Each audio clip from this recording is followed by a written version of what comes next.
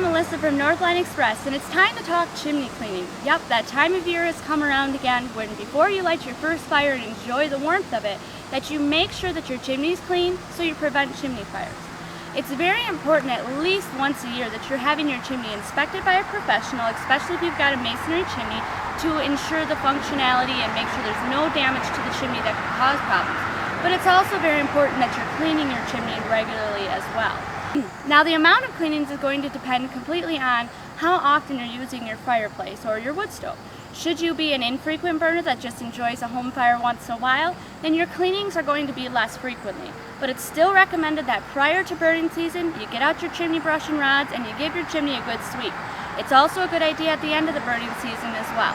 If you're a constant burner or someone that uses your wood stove or fireplace as supplemental heat, your cleanings are going to be more frequent. And it's a good idea. It's recommended that anytime there's a minimum of 1/4 inch creosote buildup in your chimney, that you're knocking that out. Now there's different levels of creosote. There's a creosote in its beginning stages, which is kind of a powdery ash. That's going to sweep away easily with the brush and rod system. But then there's also creosote in its more serious levels, which is going to be a glaze type creosote.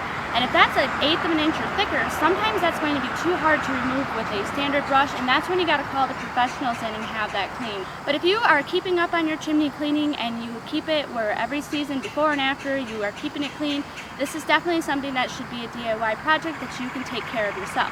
Now I'm not saying that you should never have a professional out to inspect your chimney, because that is still a good idea and still something that for safety purposes is highly recommended. In today's video I'm going to demonstrate a chimney cleaning from the top down. So what you're going to need is a screwdriver or whatever it's going to take to remove your chimney cap or rain cap. You're going to want to make sure that you've got rods for your chimney cleaning brush, and then you're going to need your chimney cleaning brush. Now your brush, to determine if you don't already have a brush, you'll need to take some measurements, and you'll also need to determine whether you've got a rectangular flue, a square flue, or an oval flue or round flue. That's going to determine the brush that you use.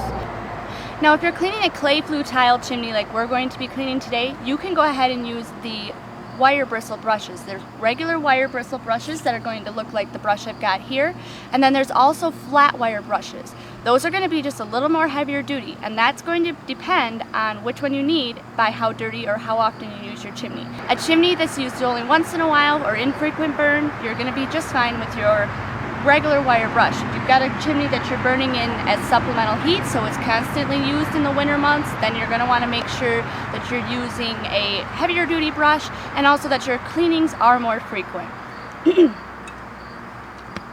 I also recommend that you get a pair of work gloves, especially if you're using fiberglass rods, because when you're pushing those rods down through the chimney system, it is fiberglass and it'll help avoid getting slivers in your hand, which aren't going to be comfortable.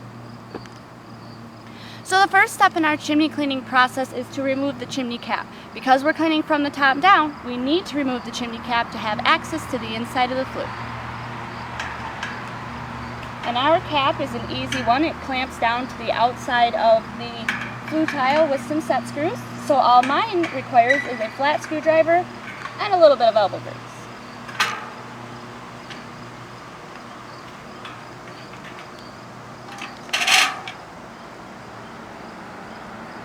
And once you remove your cap, just set it out of the way, but make sure you set it in a location that you're not going to bump it so it doesn't go sliding off your roof, damage your cap, and cause you an extra trip on the ladder.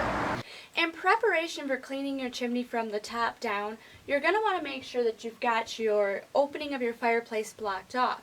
Now that's because as that creosote and debris is knocked down out of your chimney, it's going to fly about inside. Now this particular fireplace has doors, so it's a simple process as far as closing off the fireplace opening. We can simply close the doors of the fireplace, and then we might have to clean the glass afterwards, but that's going to contain all of that dust and debris and creosote inside of the chimney. Now if you don't have doors on your fireplace, you can also use a clear plastic drop cloth or something, just tape it up in front to close off that opening. Alright, now we knew our dimensions of our flue tile, so we had our brush already. But if you didn't have a brush and you've decided that you need a rectangular or square or round, you then also need to take some dimensions of your flue so that you know what size brush you want. You don't want a brush that's too small, and when you set it inside it's going to wiggle around because it's not going to be effective enough for cleaning it off. But you also don't want a brush that's too large and is too hard to shove down because you're only going to add to the elbow grease required to clean your chimney. It's best to use a brush that's going to be about 1/4 of an inch in diameter, bigger than the flue that you're cleaning, because that's going to allow and ensure that as it's going down, it's going to scrape on the inside of the flue tiles and clean it like it's supposed to do. The next step is making sure you've got the appropriate rods for your chimney cleaning. Now this is a chimney that goes straight down and into the fireplace, so we don't require a rod that's got a lot of bends to it. These are standard fiberglass rods, so you can see that they've got a little bit of bend to them, but they're not going to be good for a through-the-wall application or anything that's got really big bends in it. These would not be appropriate rods. You'd instead want to use a poly rod that's going to be much more flexible and allow you to get through the bends in your system. But if you've got a standard straight chimney that you're cleaning from the top down, these nice 5-foot fiberglass rods are going to be really easy to use, and it also makes it a lot less connections you need to make while you're up on the roof. As installing your rods to your brush is another thing where you got to be careful. I have a 3/8 inch NPT thread on the end of these rods, and you do want to pay attention to that when you choose your brush and your rods. Make sure that they match up. There are adapters available should you accidentally get the wrong size, but it's going to be a lot easier for you just to make sure that you're matching up your thread size to your brush size so that you can have that direct connection to your rod with your brush. And then you're simply going to screw your brush into place on the first rod.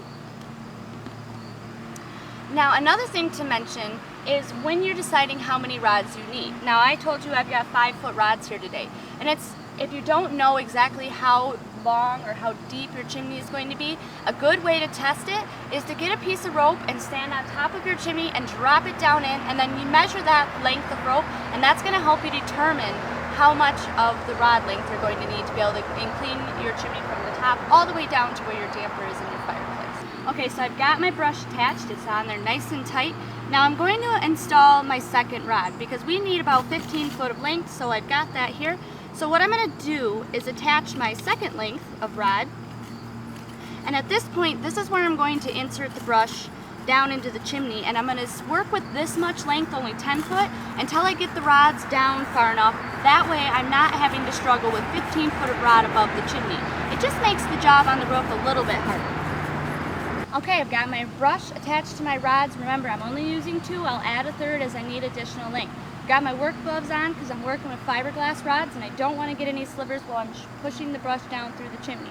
And from this part on, it's really just a matter of pushing the brush down through the flue tile and getting that creosote knocked off.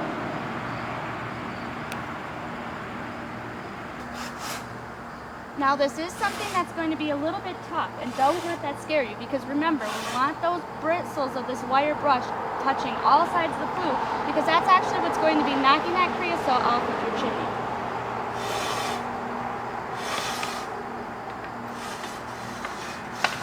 Now as you can see, I've run out of length, but because it's at a much more manageable, my brush is going to stay right there, I can grab my extra length of rod, and right now, attach that. This is much easier than trying to have 15 foot of rod above my head when I'm standing on a roof. Alright, and at this point I'm just going to continue working that brush down through the chimney. And you can tell when it hits the bottom because you'll hear it hit the damper. And I've hit mine right there. So then once you've got it all the way down, it's just going to be a repeating process of now pulling the brush back up and out. And should you be only making one pass if you were an infrequent burner, just like I added the length of the rod, you could also at this point remove the length of the rod if you wanted to. But I'm going to go up and then down a couple times just to make sure I've got a nice thorough clean. Got my chimney brush all the way back to the top of the flue, so I'm just going to repeat the process one more time and push the brush all the way back down through to the damper one more time. And you can see there were some cobwebs in there, so that's part of the reason we do this also. In addition to cleaning out the chimney and getting the creosote peeled off, it's also going to be the time when you're making sure that you don't have any blockages in your chimney. And it's also the best time to have your chimney inspected when you're cleaning, also to ensure that your chimney is safe and you're properly venting your appliance. And this time, like I mentioned earlier, as I pull it up, I am going to remove the rod links just to make things a little easier on myself. One thing when you're doing that is to make sure that you're securing your rods if you plan on staying on the roof so they don't go off the roof and get away from you. And rods are also going to be available in different types of connections. I've got standard threads, but there's also ones that are torque lock and button lock, which allow for a fast, quick connection type style connection. And that's just a preference thing. If you're using it to clean your own chimney, you probably only want to use the screw ones because you're only going to be cleaning your chimney a few times a year, so it's not going to be much of a deterrence or an annoyance to have to screw and unscrew it as you're using it. But for those that clean multiple chimneys or you're a professional, they tend to lean more towards the torque lock or the button lock systems because it does allow for faster connections while they're doing the job. Alright, we're back on the inside. We've cleaned our chimney using the top-down method, meaning we pushed our brush from the top down. So now what we can do is open up our fireplace doors. And you'll see it now. I had some ashes in here already, but any of that creosote has now been dropped down into the bottom of our fireplace. So at this point, all we'll want to do, grab our bucket,